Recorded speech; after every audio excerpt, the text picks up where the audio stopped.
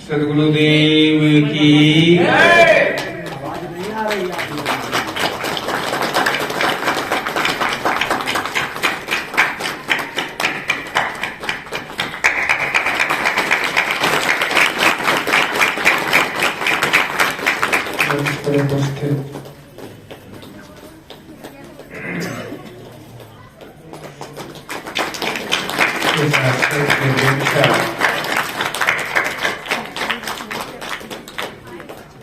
श्री साहिब जी, सत्संग हॉल में उपस्थित धर्म प्रेमी सज्जनों तथा देवियों,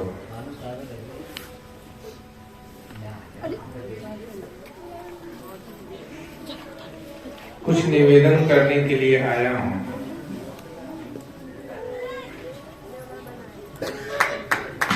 कुछ निवेदन आप लोगों के बीच करूंगा। अब आप बिल्कुल आप लोग शांति बना करके हमारी बातों को सुनेंगे। माइक ऑपरेटर से थोड़ा सा आवाज बढ़ा देते तो अच्छा हो। ये आवाज बढ़ी नहीं, इतना है उतना ही काम करेगा ना।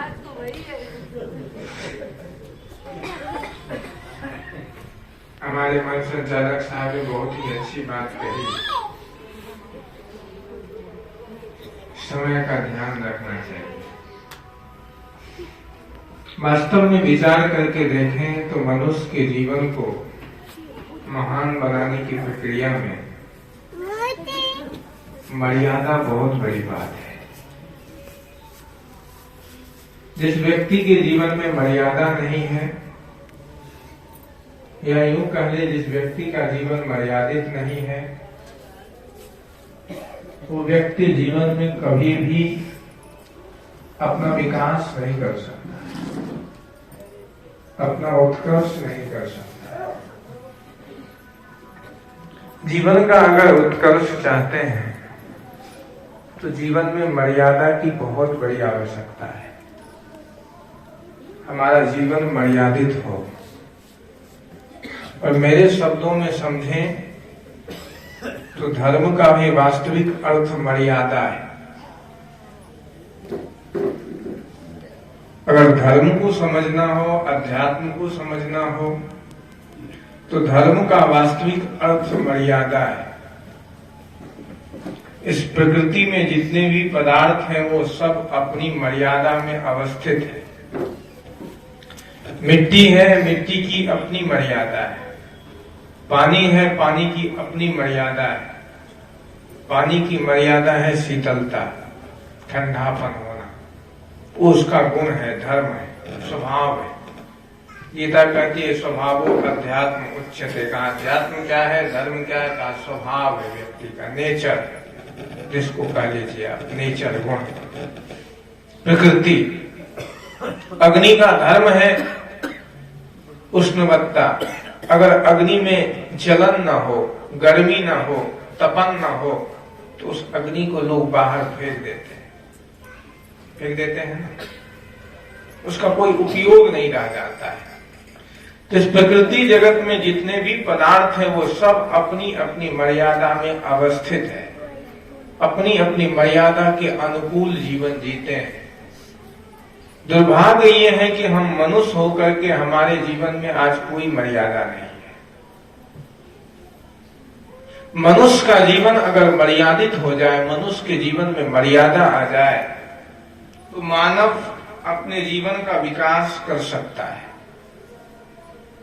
हम जिस जीवन को जी रहे हैं उस जीवन की कोई मर्यादा नहीं है, न खाने की, न सोने की, न बैठने की, न बात करने की। जीवन की कोई प्रक्रिया, कोई आचार संहिता हमारे जीवन में है ही नहीं। अभी तक हमने अपने जीवन को बांधा ही नहीं, अभी तक हमने अपने जीवन का नियमन किया ही नहीं, हमने अपने जीवन का संयमन किया ही नहीं, अपने जीवन को नियंत्रित नहीं किया। और जब तक आपका जीवन नियंत्रित नहीं हुआ, जब तक आप अपने जीवन को संयमित नहीं कर पाए, आपके जीवन में संयम और नियम नहीं आए, तो समझ लीजिए कि आपके जीवन में कुछ भी नहीं आया। कोई भी व्यक्ति आज महानतम के शिखर पर है, उस व्यक्ति के जीवन में सबसे पहला सूत्र है मर्यादा।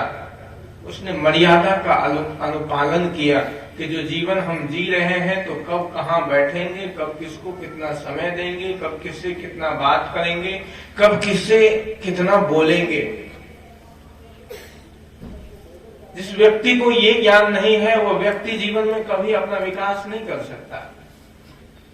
अभी तो हमारे पास इतना समय है कि उस समय का हम दुरुपयोग करते हैं, समय को हम गलत जगह प्रयोग करते हैं, क्योंकि हमें अपने जीवन का उद्देश्य पता नहीं है।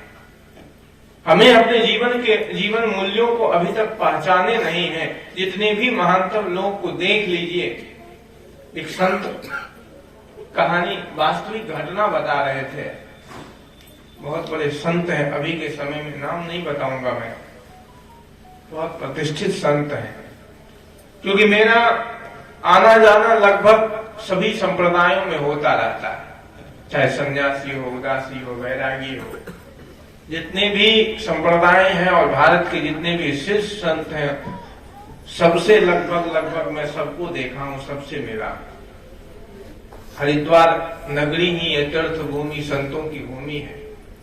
वहां बहुत सारे संत महापुरुष आते रहते हैं, जाते रहते हैं, जिनकी गणना देश विदेश में होती है। ऐसे ऐसे महापुरुषों से भी मिला हूं, और जो महापुरुष किसी कंदरा में, गुफा में रहते हैं, उनसे भी मिला। वो बता रहे थे कि कभी आप जाएंगे ऊपर हिमालय पर तो एक जोगर गांव है, जोगियों का गांव, जहाँ जोगी लोग रहते हैं। केवल जोगी लोग, तपसी लोग, सन्यासी लोग रहते थे, कभी रहा करते होंगे। आज भी उस गांव का नाम है जोगर गांव। क्या नाम है? जोगर गांव। तो वहां संयोग से एक संत थे, वो गए तो एक सन्यासी वहां रहते थे, तपस्या करते थे। तो बड़ी मुश्किल से उनसे मिलना चाहा, तो मिलने के लिए जब गया तो उसने कहा कि 3 महीने बाद का समय दिया, कहा कि 5 मिनट चाहिए, आपसे बात करनी थी। कहा कि नहीं, अभी तो मेरे पास समय नहीं है, ये 3 महीने बाद हमारे पास कुछ 5 मिनट का समय है, आपको मैं दे सकता हूं। 3 महीने बाद आकर के आप हमसे मिलिए। उसने कहा अच्छा, 3 महीने बाद का समय? कहा। और उसने अपने जीवन की जो डायरी दिखाया तो वास्तव में उसके पास समय नहीं था, 3 महीने बाद का ही समय निकल रहा था।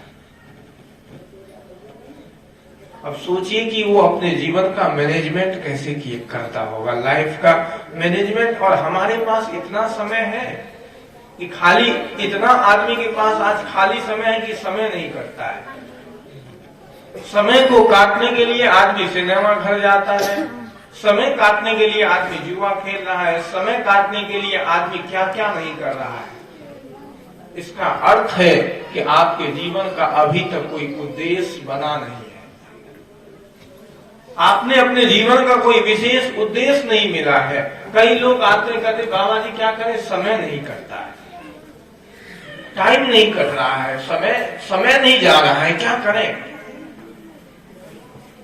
इसका अर्थ यही है कि अभी तक आपने अपने जीवन का उद्देश्य नहीं बनाया, अपने जीवन को परिमार्जन करने का कोई लक्ष्य आपके जीवन में नहीं है। लक्ष्यहीन जीवन है आपका, और लक्ष्यहीन जीवन से कभी भी कुछ प्राप्त नहीं किया जा सकता है। अगर जीवन में